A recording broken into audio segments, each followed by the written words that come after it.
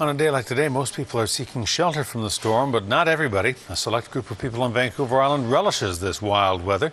The wind and rain are magnets for storm watchers in places like Tofino and Ucluelet. And as CTV's Gord Kurbis shows us tonight, the wind is blowing more ashore than just big surf.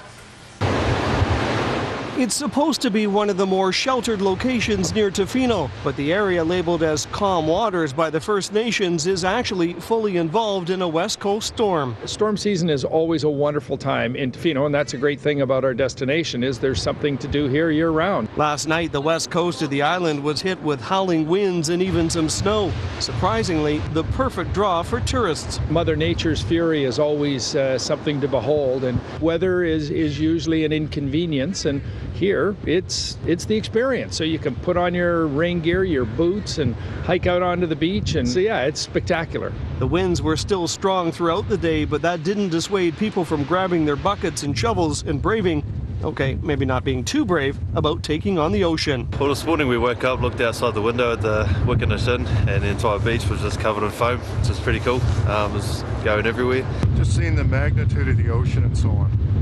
I saw Tofino many years ago. It was very calm, and hearing about storm watching was just an awesome idea.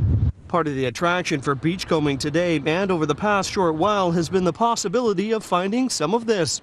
Debris some believe has already made its way to the island from the Japanese tsunami. Oh, we found like a spray carton of, looks like it's like a cleaning agent or something. Okay. With Japanese writing? Yes, with Japanese writing. One couple from the lower mainland came across this, a white helmet that bears an eerie resemblance to the one seen so frequently in Japan after the earthquake and tsunami. Well, I kind of wonder how it got there. I mean, obviously it took a while to get over here, so who did it belong to and how did it end up here, and is that person okay over there? The communities of Tofino and Ucluelet have been told to brace for much more debris between now and 2013. That's when the bulk of the North American-bound debris is expected to arrive. I think we do need to be prepared and well prepared for a way to kind of collect this stuff and then deal with it as we prepare for the potential of bigger masses or amounts in the future. In sharp contrast to the rest of Vancouver Island, storm watchers this afternoon on the west coast had bright sunshine that they had to put up with. Gord Kurbis, CTV News, Tofino.